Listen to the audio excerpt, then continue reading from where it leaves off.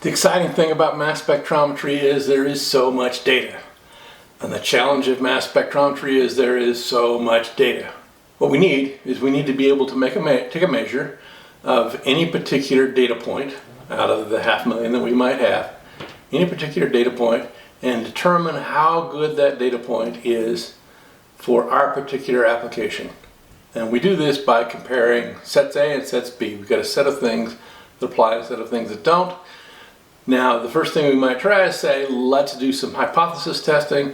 Hypothesis testing is not going to work, and we're going to talk about why that is.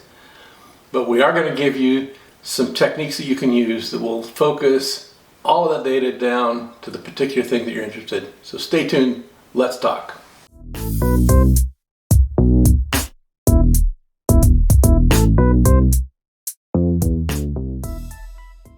So we take our mass spectrometry run, and what we get is we get 500,000, million, 3 million data points.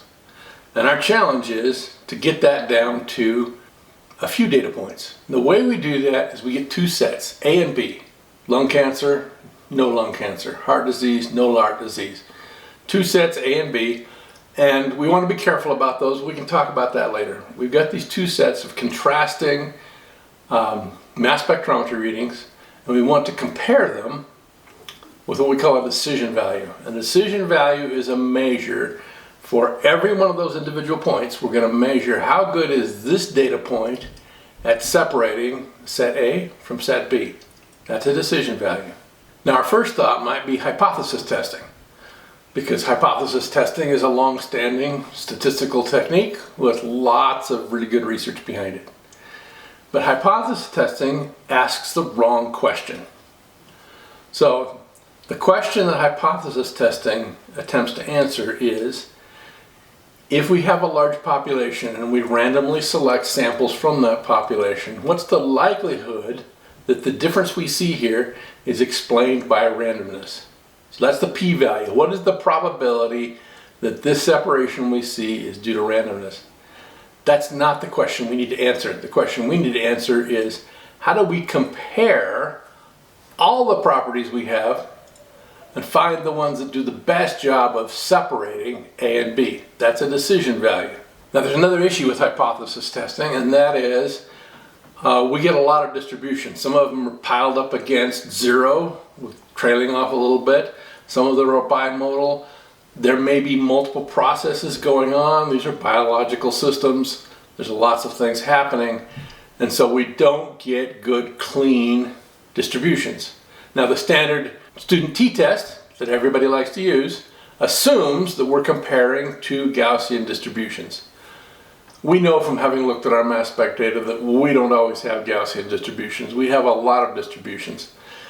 With a good statistician, we could take any one of them and we could come up with a good fit of a statistical distribution, and then we could do a hypothesis test on it. But we have 500,000, a million. We don't have enough statisticians to actually go analyze every single one of these and say, what's the right parametric fit? So we're going to use something that's non-parametric in our decision value calculations. Now, as we work through these descriptions, remember to ask your questions. Also, if you look down in the description, what you'll find is you'll find information about other videos, other places to look. We're continuing to produce materials. We check your questions before we make those decisions. And what we want you to do is we want you to like, we want you to subscribe, we want you to click the notify button so that you'll be able to hear about the next time we have more stuff that helps you focus in on your research questions with your mass spectrometry. So with that in mind, let's continue. Now, we have 4 cases that we want to talk about. So for any given data point, any given molecule that we've measured in our mass spectrometer, we're going to apply this decision value computation. The first case that we're showing right here is one where A and B, the abundant values for this particular data point, overlap a lot between set A and set B. When they overlap a lot like that, we get almost no information that helps us make a decision that is it A or is it B. If you pick a point anywhere in the middle of those, could be either one, could be A, could be B. So what we want for this case is we want a very low decision value. Now, the next case is we have decision values that are separated almost. So there's a little bit of overlap going on here. Now, these are not useless because these areas out here are quite definite. One's A, one's B. We just have a little confusion here in the middle. So we want a pretty good decision value approximating 1. Not quite getting there. Okay, the third case is they're separate. All the A's are separate from all the B's and there is no overlap. Now, this is good. We would like a decision value slightly higher than 1 for this. But if there's any error, any variability, any measurement problems, any of the number of things that could happen, it's possible these two could slip into each other. A little bit of movement in A or a little bit of movement in B, and now they overlap. So this is a acceptable but not great decision value. We might have a data point for which they're widely separated. They're way apart. We like this because any errors that might exist or any noise in the data is not going to cause us to misclassify, is it A or is it B? It's going to be this one or it's going to be this one. We want a good high decision value for this. When we're calculating the decision value, these 4 cases actually fall into 2 groups. And that is the 2 groups at the top where there is an overlap. We're going to compute the decision value in a particular way. And the group below where there is no overlap, we're going to compute the decision value differently. And we'll show you how that works here in a minute. So let's begin with the overlapping case. We have a case here where A and B overlap just a little bit. And we're going to identify 2 sets. These are the confusion sets. So there's a confusion set for A, and there's a confusion set for B. These are the ones that overlap with each other. They have similar abundance values to the opposite set. That's why we consider them a confusion, because based on this data, if we get a data point anywhere in this region, we're not sure if it's A and we're not sure if it's B. And from our example data, we want to know how many of them there are. Now, if we've got these 2 things, we then can use the following formula to compute a decision value. So we take how many confusion A and how many confusion B, add them together. That's how much confusion we have. And then we take the total number of examples we have, A and B, divide them, and subtract that from 1. Now, what's going to happen here is if we have no overlap, then confusion A and confusion B are going to be empty. It's going to be 0. 0 over anything is 0. 1 minus 0 is 1. So we're going to get, if there is no overlap, we're going to get a decision value of 1.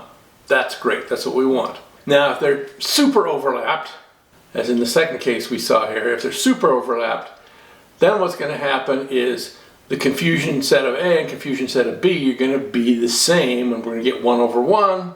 1 minus 1 over 1 is going to be 0. In this particular case, what we get is 1 minus 4 plus 3 over 9. Now let's switch to the other case where there is no overlap. What we've got is a case here where if they're just barely separated, we want a low value approximating 1, and if they're widely separated, we want a higher decision value. So let's look at how we can accomplish that. So we're going to extract 4 numbers, low B and high B, that gives us the range for B. Low A and high A, that gives us the range for A. We're going to use these 4 numbers to compute our decision value. So we get a formula that looks like this. We take low A minus high B, that's the width of the gap. And then we take high A minus low B, that's the width of the range, and divide the range into the gap. And then we're going to add the 1, which we get because our other computation says when there's no overlap, our decision value is 1. So this is what we're going to do it for this particular case. Now, A might be smaller than B, and B might be larger than A, in which case you can do the inequality to work that out. The result is 5 minus 4.2 over 10 plus 1, which gives us 1.08 as our decision value. So it's just a little bit higher than 1. Okay, that's good. Now let's try the next case. The next case is they're wide far apart. So if we do the same kind of measurement again, we're going to get 7.2 minus 2.7, again over 10. We're going to get a decision value of 1.45. This is great. We like this. So what we have is we have a way to compute decision values if they overlap, And if they don't overlap, a decision value that gets bigger the wider the gap. And of course it's normalized by the actual range of the values.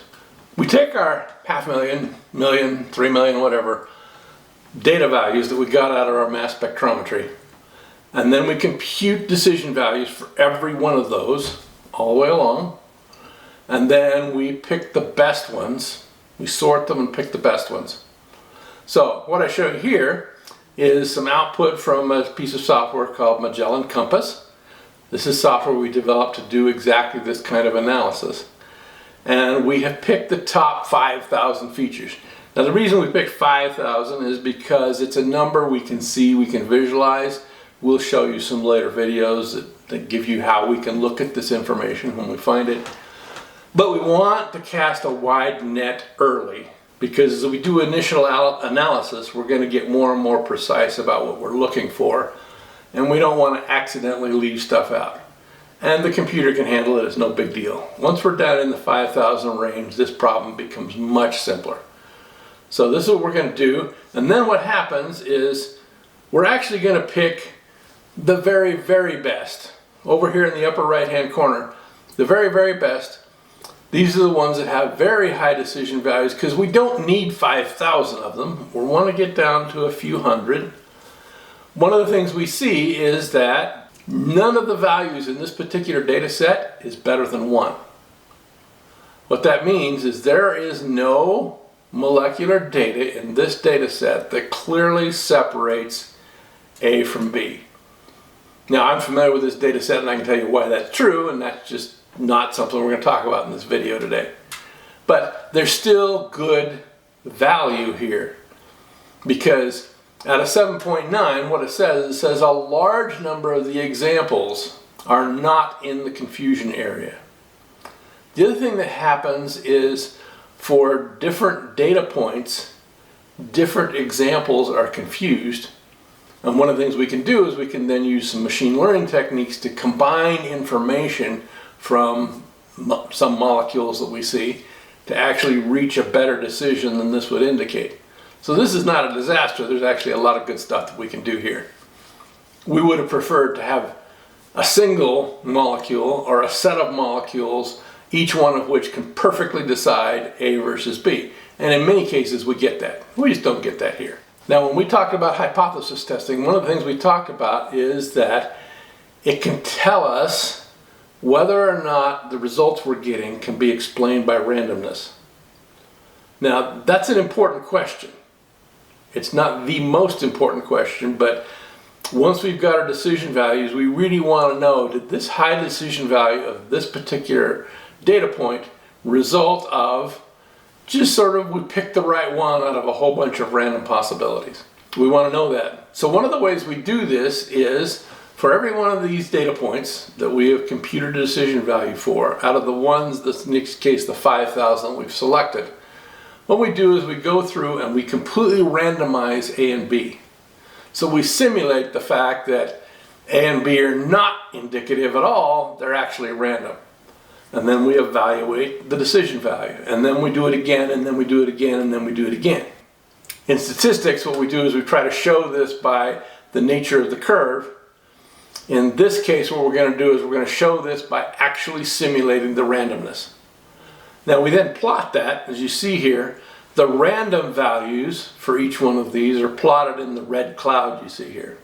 So what we're looking for is, are the values that we're working with well out of the red cloud, the randomness? And if they are, which in this case they are, then we're happy. Okay, the information we're getting is not due to randomness. The reason we know it's not due to randomness is because we randomized it a bunch of times and it didn't fall into that range. So in quick summary, first thing we want to do is find the focus molecules. We want to get ourselves down from 500,000, million, whatever, down to less than 100. So we were going to do that is we're going to separate ourselves into A-B sets, so that the contrast between these two sets focuses on our research question.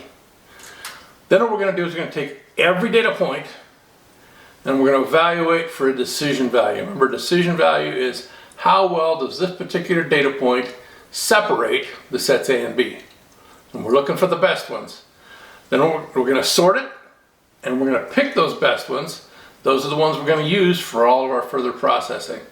Now, just to make sure that we've got what we want, we're going to randomize A and B, randomize those examples A and B, recompute the decision value and see how it compares to the actual decision value we calculated. What we're looking for is to have our decision values stay up out of the red cloud. Thank you for watching. Tune in again.